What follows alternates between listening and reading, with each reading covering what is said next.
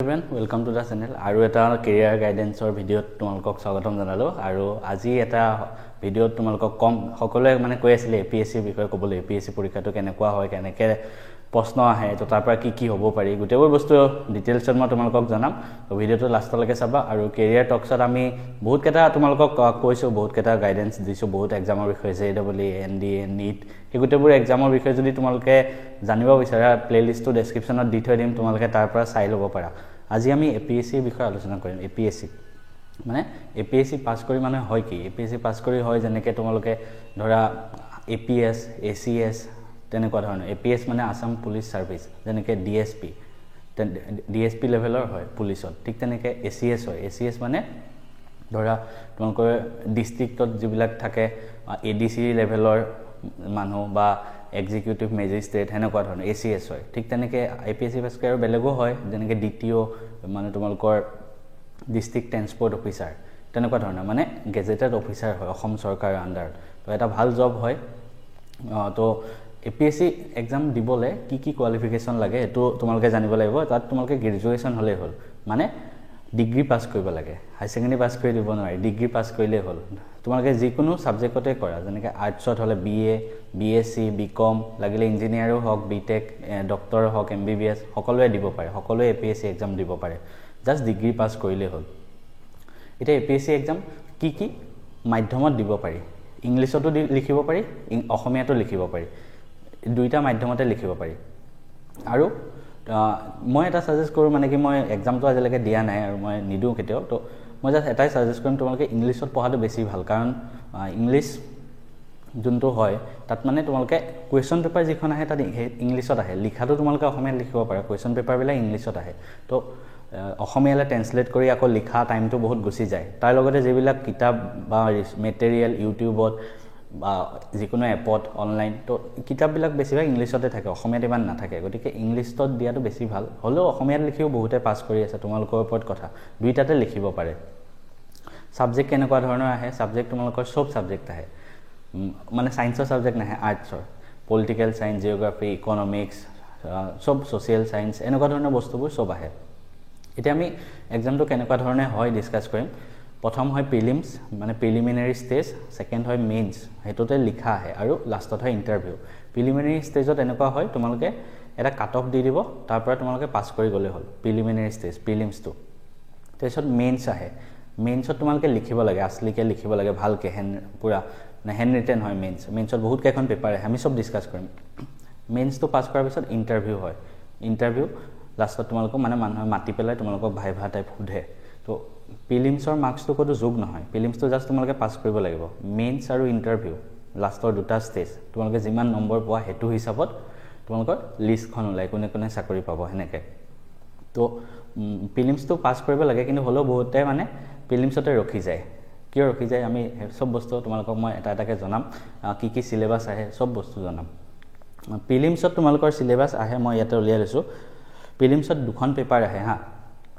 GS paper 1 and paper 2 মানে প্ৰিলিমছত দুখন paper আহে এখন হল মানে জেনাৰেল ষ্টাডি যোনখন মানে নৰ্মেল যোনখন য'ত পলিটিক্যাল সায়েন্স জিওগ্ৰাফি ইকোনমিক্স সিলেবাসটো কৈ আছো গোটেইখিনি বস্তু আহে আৰু সেকেন্ড পেপাৰ আহে CSET বুলি কয় তাত তোমালোকৰ মানে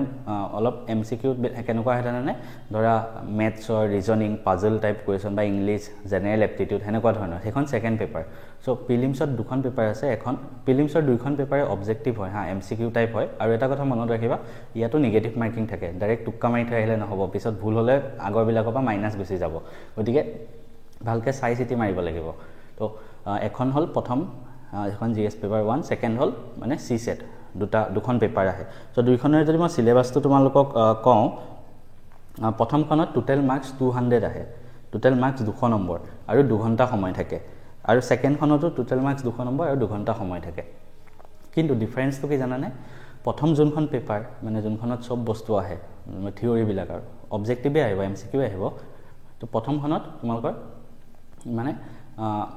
এটা নম্বৰ দি দিব হেতু নম্বৰতকৈ বেছি পালে তোমালোকে মেইনছ এক্সাম দিব পাৰে হেনেকুৱা ধৰণৰ হয় হে 200 নম্বৰ ভিতৰত হে নম্বৰটো 100 হ'ব পাৰে 150 হ'ব পাৰে তেনেকুৱা কিন্তু সেকেন্ড যোনখন পেপাৰ CSET য'ত মেথছ আহে ৰিজনিং আহে এইবোৰ সেই ছেকেণ্ড পেপাৰখনত 33% মাৰ্কছ পালেই হ'ল ধৰা 200 নম্বৰ 33% কিমান 66 পালে পাছ কৰি যায় মানে এটা পাছ মাৰ্ক এটা পালেই হ'ল ছেকেণ্ডখনত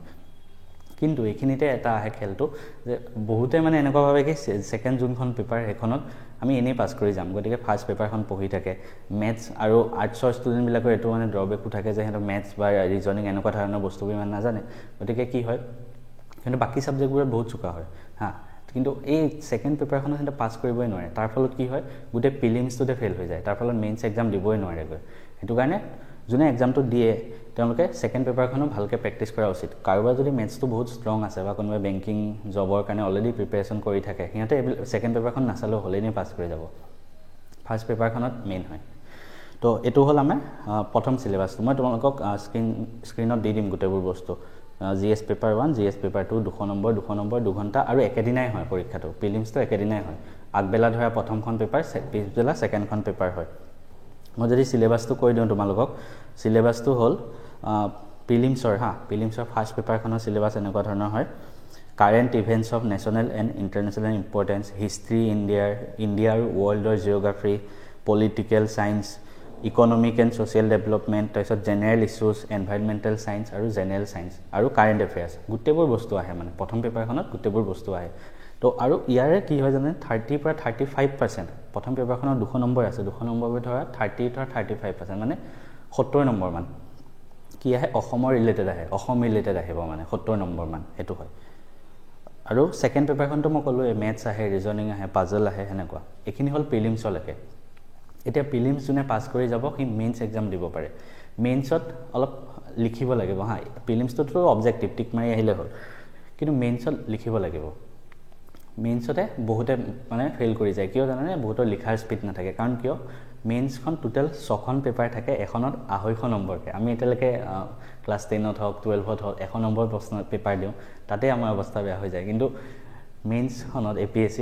6খন পেপাৰ থাকে এখনত 250 নম্বৰকে ভাবা 6খন আৰু এনেকুৱা নহয় কি 6খনৰ কাৰণে মাজত তোমালোকৰ বন্ধ দিব 2-3 দিন যেনেকৈ মেট্ৰিকৰ মাজত হাই ছেকেণ্ডেৰীৰ মাজত বন্ধ দিয়ে সেনেকুৱা নহয় মানে 6খন পেপাৰ থাকিব 3 দিনতে 6খন হ'ব তেনেকুৱা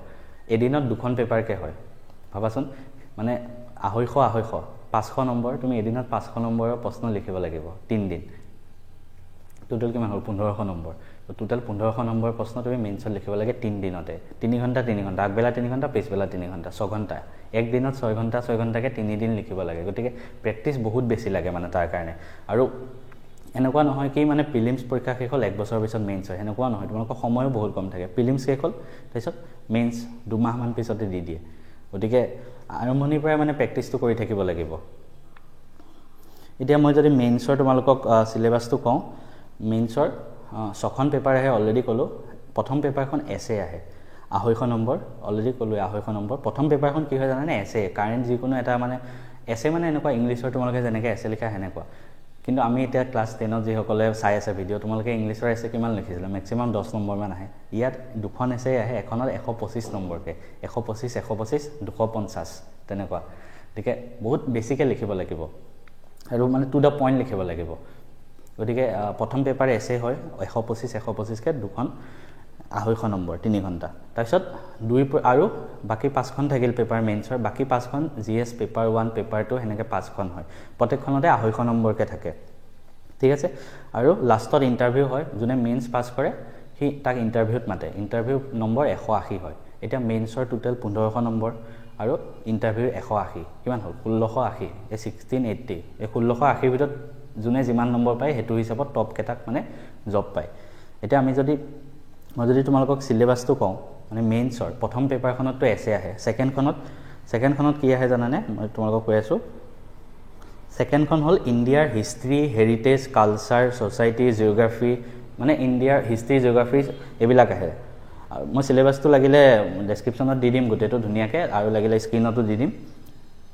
ঠিক আছে এইখিনি আহে ইণ্ডিয়া ৰিলেটেড আৰু ৱৰ্ল্ড ৰিলেটেড যোনখন 3 নম্বৰ পেপাৰত আহে governance constitution polity social justice international relations এনেকুৱা ধৰণৰ প্ৰশ্ন আহে তোমালোকে এতিয়া বুজি নাপাব পৰা ক্লাছ 10ৰ ষ্টুডেণ্টসকলে মই ধুনীয়াকৈ ডিটেইল চিলেবাছটো মই দি দিম তলত ঠিক আছে তাৰপিছত 4 নম্বৰ পেপাৰখনত আহে technology, economic development, biodiversity, environment, security and disaster management. এখন হ'ল 4 নম্বৰ। 5 নম্বৰখনত আহে ইথিক্স, ইণ্টিগ্ৰিটি এণ্ড এপ্টিটিউড। এখন হ'ল 5 নম্বৰ। ডিটেইল চিলেবাছটো বাৰু ধুনীয়াকৈ দি দিম, চাব পাৰিবা। আৰু 6 নম্বৰ যোনখন পেপাৰ, লাষ্টৰ যোনখন পেপাৰ, সেইখন অসম ৰিলেটেড, অসমৰ টপিকবোৰৰ ওপৰত আহে 6 নম্বৰখন।